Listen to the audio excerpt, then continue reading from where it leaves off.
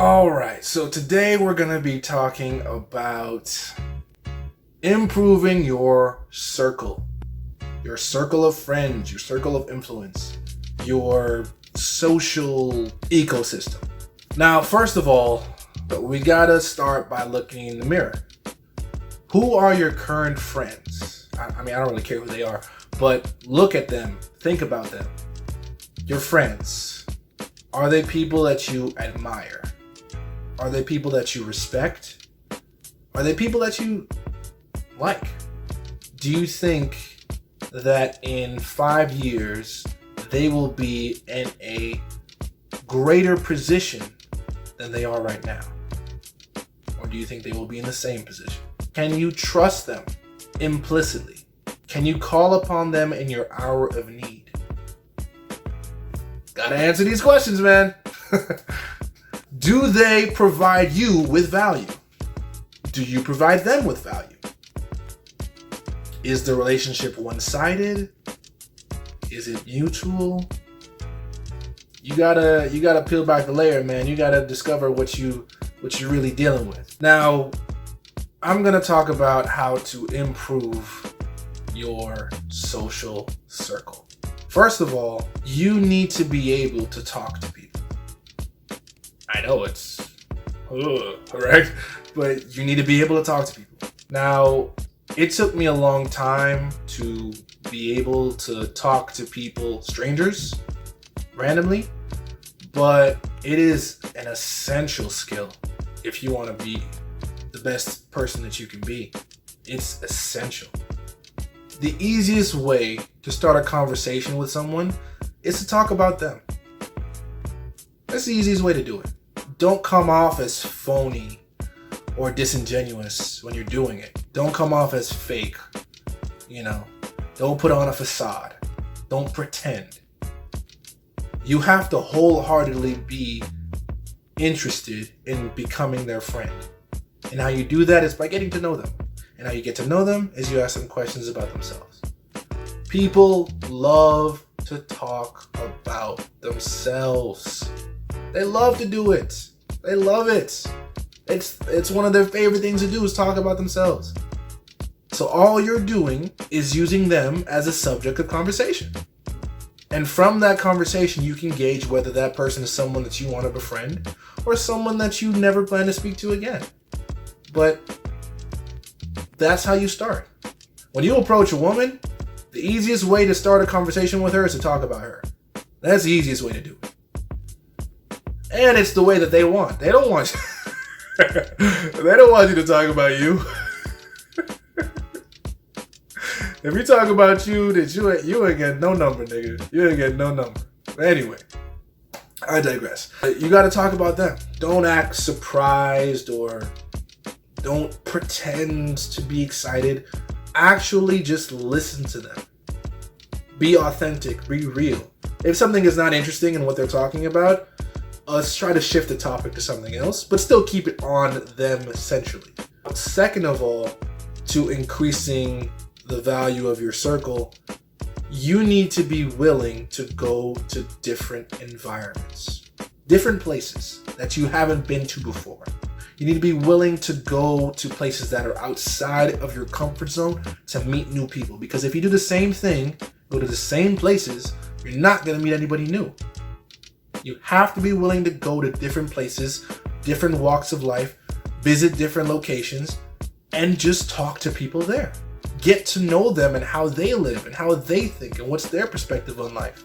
And discover if there's a genuine bond. And if there is, then there's something to build off of. But you want it to be that anybody that has ever met you, oh, that guy? Oh, he was cool, bro. We talked about a bunch of stuff, bro. That guy, he's a cool guy, bro. I don't have no problems with him. That's what you want. You want people to be able to say, no, that guy's cool. Because trust me, relationships can get you into places that you've never even fathomed getting into by yourself. A good relationship is more valuable than gold. A good relationship can get you literally anything, bro. So relationships are the best currency. The best currency. Another thing to improve your circle. You need to be willing to spend more, to invest more into yourself. For me, whenever I go to an event now, and if it's an event that I know I may meet somebody that may be able to help me or improve my life, I always pay for VIP. If I'm in VIP, who else is in VIP? People who are more financially well off than the general populace, than the general admission, right? So if I'm in VIP and I see someone that looks interesting and then I go talk to them and it turns out that they're actually pretty cool and then I make a friendship with them and now we're actually friends and we can actually build that relationship, that is worth way more than what I spent on VIP. It's way more. Same thing when you're traveling. Try to travel in first class if you can.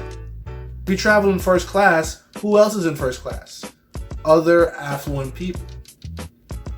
So when you're on a plane, you start a conversation with someone else that's in first class, you get to know them, and you realize, hey, this guy is a CEO of some other shit, right? Some tech company or whatever the fuck. And he fucks with you, so now he's gonna fly you out to see his company. Off of one relationship just because you paid for a first class ticket. So you gotta be able to be comfortable investing in yourself and spending that extra, not for the experience, but to meet people that you can make relationships with to improve your social circle. I'm going to give you guys an example on me and how this works. I went recently, I think it was about 2 months ago, to an event. It was called Let's Talk Money, right? It was where a bunch of entrepreneurs would meet to talk about money. Now, I didn't know anybody there, and I went there by myself. I didn't go with anybody. I was comfortable being alone. Want to learn how to be alone? I made another video called How to Be Alone. Feel free to look at that so you can learn how to do that. But yeah, I went there by myself. And I didn't know anybody. And I was out of my comfort zone. But I saw a guy sitting there on his phone. He wasn't talking to anybody. And he looked pretty well dressed. So I started up a conversation with him. And I started by talking about him. And it turns out this dude was a fucking millionaire. And not like he just was saying he's a millionaire. He showed me multiple investment accounts with $1 million or more in the portfolio. He was an actual millionaire. And if I never went to that event, if I never started a conversation with that dude, I would have never known that.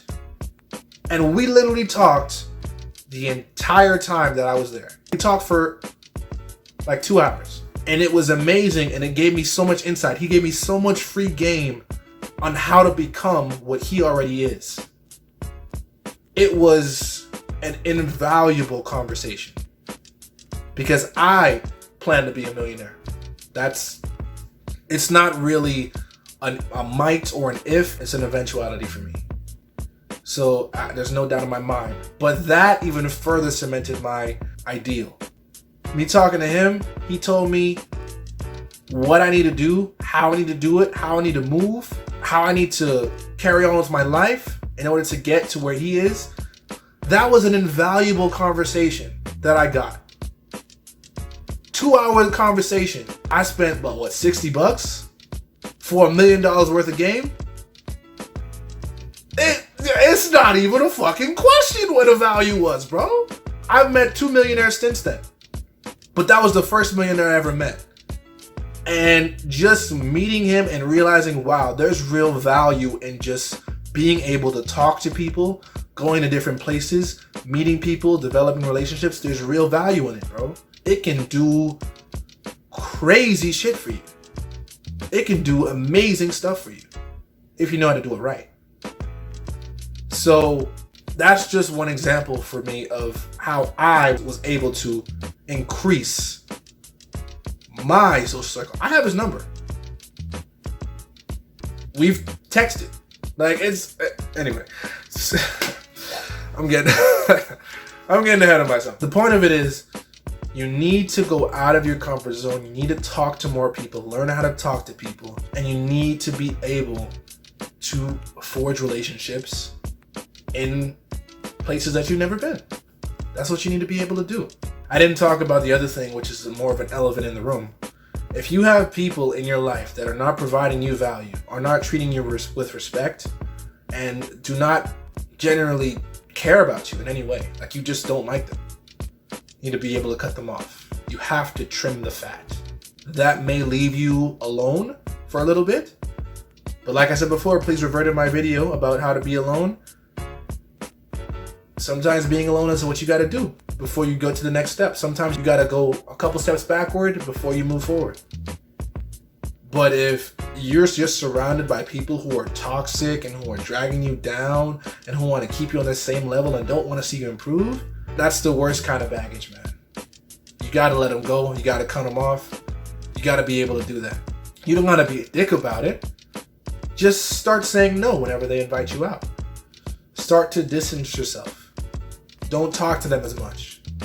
Just generally phase yourself out of their environment.